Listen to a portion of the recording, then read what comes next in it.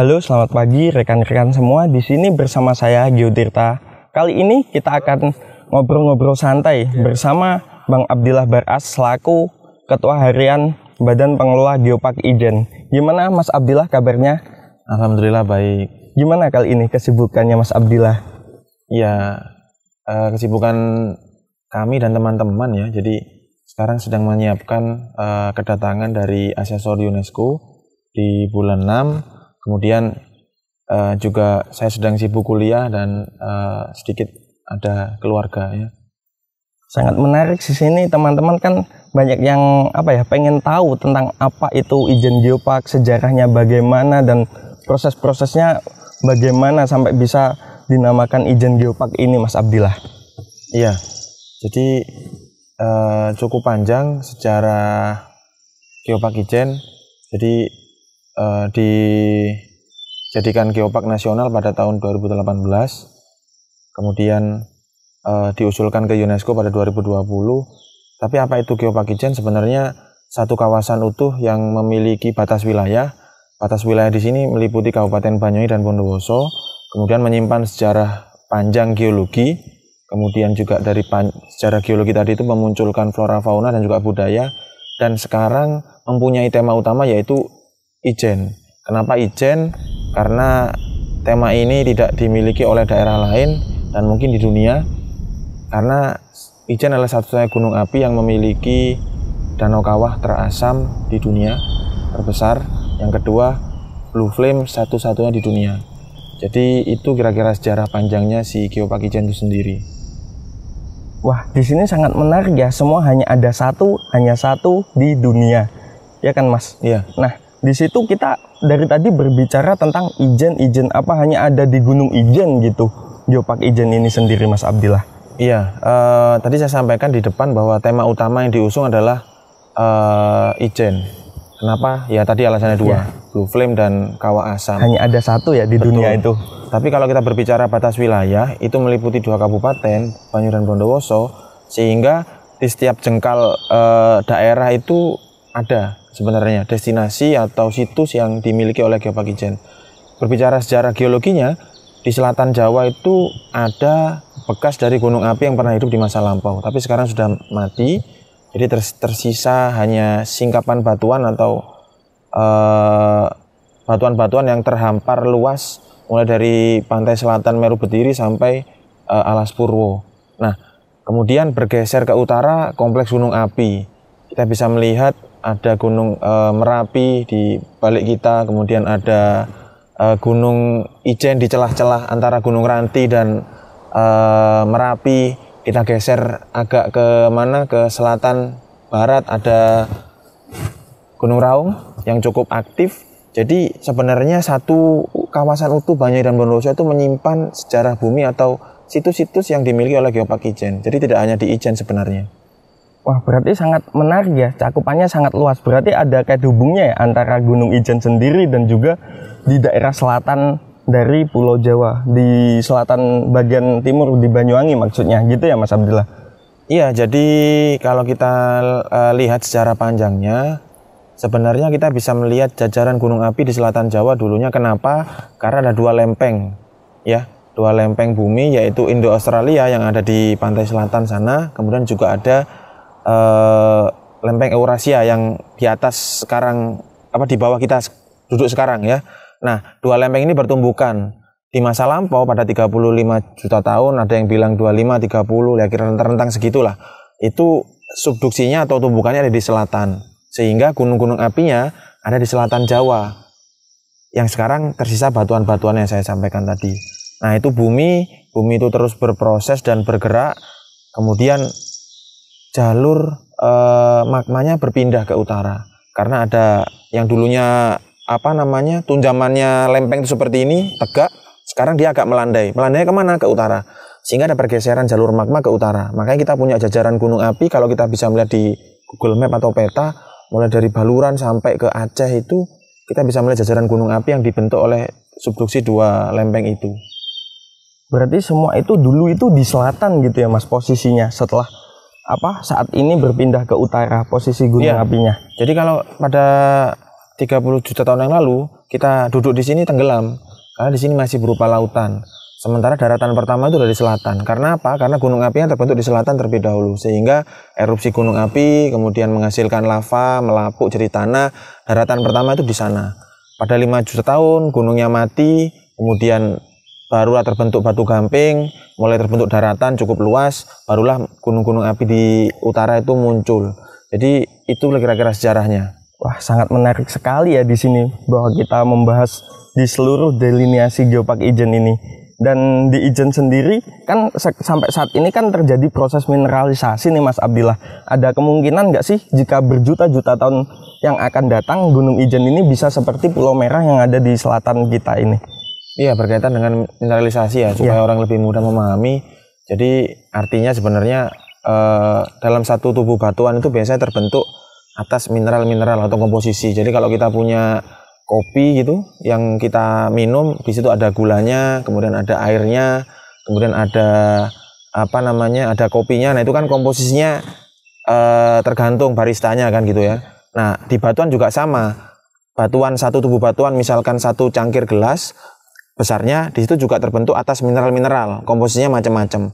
Nah mineralisasi yang terjadi di Pulau Merah yang dulunya bekas dari gunung api, kita amati itu mirip dengan yang ada di Ijen, karena sistem yang relatif sama, dibentuk oleh larutan hidrotermal yang mengubah batuan-batuan sekitarnya, sehingga kita bisa melihat batuan warna-warni di Pulau Merah.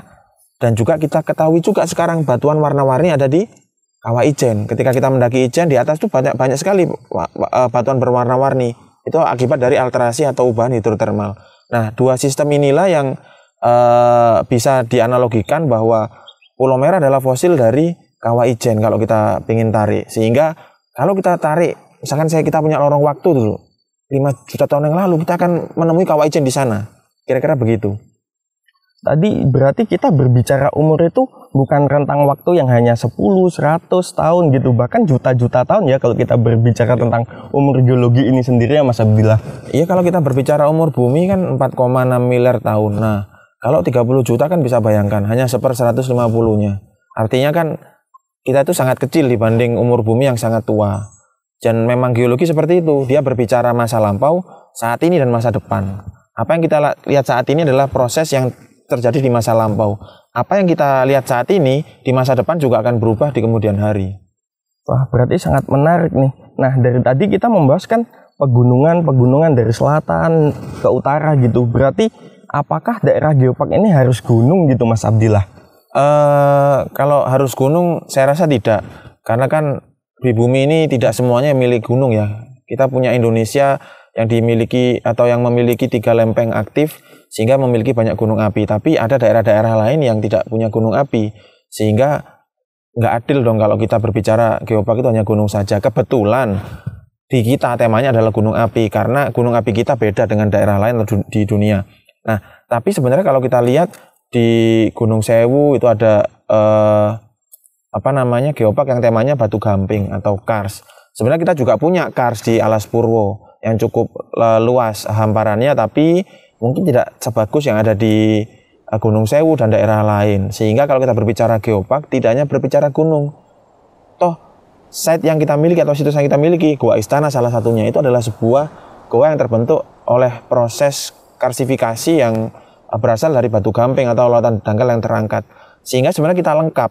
Cerita yang dimiliki oleh Geopark Ijen, mulai dari pantai yang berbatu bekas dari gunung api purba, kemudian batu gamping yang membentuk kawasan kars di Alas Purwo, dan juga batu gamping ada di Watu Dodol, kemudian juga gunung api yang cukup bagus. Kira-kira begitu. Nah, sangat menarik jika kita bahas tentang gunung api nih. Jika yang terjadi dalam Geopark Ijen ini kan kita berbicara tentang Gunung Ijennya yang sekarang nih. Nah, hal yang menarik kan Gunung Ijen itu sendiri dulunya itu ada yang purba katanya. Itu gimana pendapatnya Mas Abdillah dan proses sejarah geologi yang bagaimana dari Ijen yang purba sampai menjadi Ijen yang sekarang yang ada kawahnya, ada blue flame-nya, itu gimana Mas Abdillah? Iya, jadi Gunung Ijen dulu itu ya sesuai namanya ya satu. Jadi sebelum di belakang kita bisa melihat Merapi, kemudian ada Ijen, ada Ranti. pindah ke sana ada Pendil sampai ke Gunung Raung. Sebelum ada gunung-gunung ini yang cukup relatif muda, dulu ada satu tubuh gunung. Jadi kalau kita di masa lampau ini hanya ada satu gunung besar, namanya Gunung Ijen, satu. Wah, berarti bisa kita bayangkan besarnya seperti apa itu jika semua daerah ini hanya satu gunung gitu ya Mas? Iya, kalau sekarang kita bisa melihat ada 4 atau 5 gunung lah di belakang kita. Di masa lampau ini dikurasi jadi satu gunung. Berarti sangat besar dan Sangat tinggi besar ya? dan tinggi, kira-kira 3.500 meter menurut penelitian. Kemudian luasannya meliputi 4 kabupaten, Banyuwangi, Situbondo, Jember, dan Bondowoso. Nah kemudian dia meletus hebat di masa kira-kira ada yang bilang 50.000 sampai 70.000 tahun. Relatifnya seperti itu.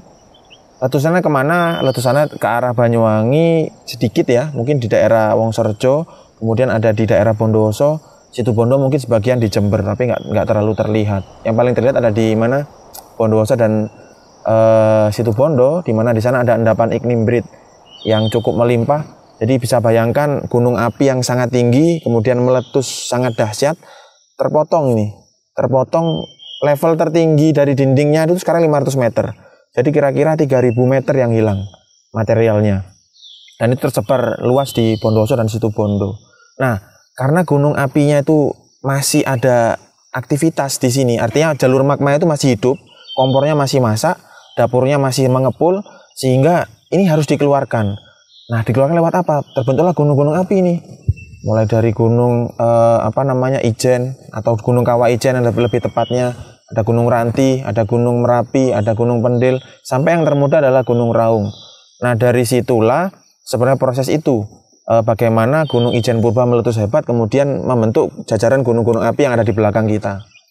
Nah, sampai saat ini tuh gimana nih kayak Mas Abdillah dan juga tim bisa tahu gitu tahunnya berapa gitu, data-data dari mana itu yang bisa didapat di lapangan gitu Mas Abdillah? Ya, jadi kalau pengen simpel ya Mas Gio bisa kuliah di geologi ya. Oh iya ya. Simpelnya. Tapi kan Mas Gio sudah cukup tua ini, jadi nggak bisa kayak masuk ke kampus. Kembali lagi belajar geologi batu-batuan gitu ya Mas? Iya, tapi Mas Gio udah tua kan, jadi nggak bisa kayaknya. Nah, udah terlalu tua di sini. Jadi sehingga yang paling gampang itu sebenarnya penelitian itu sudah banyak. Artinya kalau kita melihat seksinya Gunung Ijen di mata peneliti dunia maupun di Indonesia, sangat banyak sekali penelitian-penelitian yang sudah terpublish atau tersampaikan di media ya, di Google, nanti kita dicari di Science Diary dan sebagainya. Artinya dari situlah kita memetakan bagaimana sejarah panjang Banyuwangi, Bondowoso, Geopark Ijen itu dari selatan sampai ke utara. Dari situlah kita kurasi, kemudian kita pelajari, kita diskusikan, dan kita lakukan kajian juga ke lapangan. Kita sampaikan bahwa ternyata memang betul bahwa Geopark Ijen itu dibentuk oleh sejarah geologi yang panjang dan banyak sekali penelitian yang sudah ada dari masa Belanda kira-kira 1700 sampai saat ini. Jadi terus terpublish dan terus diteliti oleh banyak orang, kira-kira begitu. Berarti sama panjangnya ya sejarah geologi di daerah Geopark Ijen sama proses penelitiannya gitu, dari dulu hingga sekarang terus diteliti gitu ya Mas Abdillah? Iya, ya karena yang wilayah yang cukup luas dan tema yang cukup menarik sehingga menarik mata peneliti di Indonesia maupun di dunia untuk meneliti apa yang ada di sini, terutama di bidang geologi. Tapi itu juga tidak hanya di bidang geologi ya, artinya di bidang flora fauna. Kita punya 2 taman nasional, Meru Betiri dan Taman Nasional Alas Purwo, kemudian ada Cagar Alam Ijen, dan itulah yang menarik mata peneliti dunia, bagaimana Geopark Ijen ini menjadi sebuah laboratorium alam. Jadi kalau Mas Gio nanti kuliah kan teori di lapangan, tapi prakteknya kan nggak bisa tuh di kampus. Mas Gio bisa melihat burung puyuh gonggong yang ada di erek-erek, atau merak yang ada di Alas Purwo, atau bunga rafflesia yang ada di Meru Betiri. Nah, Mas Gio harus belajar langsung ke alamnya, ke laboratoriumnya, yaitu di Geopark Ijen. Berarti ini bisa menjadi laboratorium alam kita.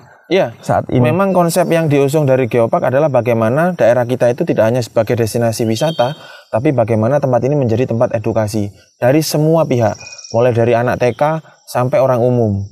Jadi tujuannya itu memang kenapa Geopark masuk ke UNESCO, bukan ke Badan Pariwisata dari PBB, tapi masuk ke UNESCO. Tujuannya itu bagaimana tempat yang kita miliki ini menyimpan rekaman sejarah bumi yang cukup panjang, dan situlah sebenarnya kita tuh harus belajar bahwa dari pembentukan alam, pembentukan flora fauna, dan juga muncul budaya-budaya dan manusia-manusia asli atau suku asli yang ada di sini, itu menjadi pembelajaran bagi kita bersama.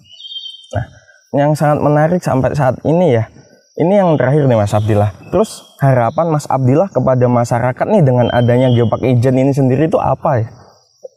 Ya, jadi pada intinya yang harus dikejar adalah bagaimana ekonomi masyarakat Geopark Ijen itu bisa terangkat dari branding atau franchise yang kita beli, namanya Geopark kan gitu ya. Jadi kita bayar sebenarnya Geopark itu bayar ke UNESCO 1 tahun itu yang harus kita bayar 1.500 euro.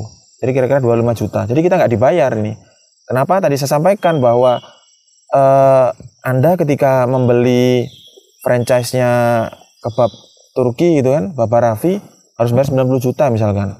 Kemudian Anda harus ngikutin pola masaknya, kemudian Anda harus mengikuti quality controlnya, sehingga ketika nanti masakan Mas Gio ketika buka cabang di sini nggak enak, pasti nanti akan dikomplain karena merusak nama besarnya kan begitu ya. Nah, begitu pun juga Geopark. Jadi bagaimana kita menyiapkan Geopark Ijen ini lengkap dari situs geologinya, situs biologinya, situs budayanya, dan juga geoproduk. Geoproduk itu adalah hasil produk yang dihasilkan dari bumi yang ada di sini. Jadi bukan impor dari kabupaten lain atau negara lain. Jadi produknya asli dari sini bahannya dan hanya ada di sini. Nah, itu kita berusaha itu, dan kemudian tujuan akhirnya apa tadi? Ekonomi. Bagaimana orang bisa datang berbondong-bondong ke sini untuk berwisata, untuk penelitian, untuk edukasi dan sebagainya. Dan orang-orang ke sini pasti nanti akan menginap di homestay atau di hotel, pasti makan di rumah makan, pasti nanti membeli geoproduk, pasti nanti beli batik, pasti nanti beli makanan, dan pasti juga akan menghabiskan waktu-waktunya cukup lama di sini. Sehingga itu yang dikejar sebenarnya, bagaimana apa yang kita kurasi menjadi sebuah laboratorium alam bisa masuk dalam semua segmen, mulai dari edukasi sampai wisata, dan juga bisa meningkatkan ekonomi masyarakat. Wah, berarti sangat menarik di sini ada kait hubung dari geologi itu sendiri, dari culture-nya, dari biologinya gitu ya Mas Abdillah. Dari kait hubung itu semua tujuannya untuk meningkatkan ekonomi masyarakat gitu. Iya, jadi tujuan akhir dari sebuah program pasti bagaimana masyarakat bisa sejahtera, terutama program dari pemerintah. Jadi tujuan Geopark itu bagaimana memuliakan bumi, jadi warisan bumi yang kita miliki mulai dari geologi, biologi, dan budaya yang saling berkaitan itu bisa mensejahterakan masyarakat sesuai dengan tagline-nya. Jadi memuliakan bumi, mensejahterakan masyarakat. Jadi ketika buminya sejahtera, bencananya minim karena kita ada mitigasi bencana, kemudian alamnya lestari sehingga masih bisa dinikmati. Kita sekarang berdiri di sini atau duduk di sini, ini menghirup udara yang segar, dapat panas yang cukup bagus, menyehatkan. Anak cucu kita di masa depan harus merasakan hal yang sama. Dari mana? Dari program Geopark ini kita upayakan memuliakan bumi, mensejahterakan masyarakat. Kira-kira begitu. Wah, ini tadi mungkin pertanyaan yang terakhir ya Mas Abdillah. Terima kasih sebelumnya bisa hadir. Untuk teman-teman semua, itu tadi kita bercerita panjang dari kita mulai berbicara sejarahnya, gimana Geopark Ijen itu sendiri, dari proses-prosesnya, semua terjadi yang panjang sekali dari penelitiannya. Jadi kita diharapkan sebagai masyarakat semua itu untuk andil menjaga demi keberlangsungan yang ada di Geopark Ijen ini sendiri. Karena apa? Tujuannya untuk masyarakat itu sendiri, untuk meningkatkan itu tadi ya, ekonomi tadi ya Mas. Mungkin begitu teman-teman. Oke, mungkin sampai ini dulu dari saya. Wabillahi taufik wal hidayah. Wassalamualaikum warahmatullahi wabarakatuh. Terima kasih. Warahmatullahi wabarakatuh.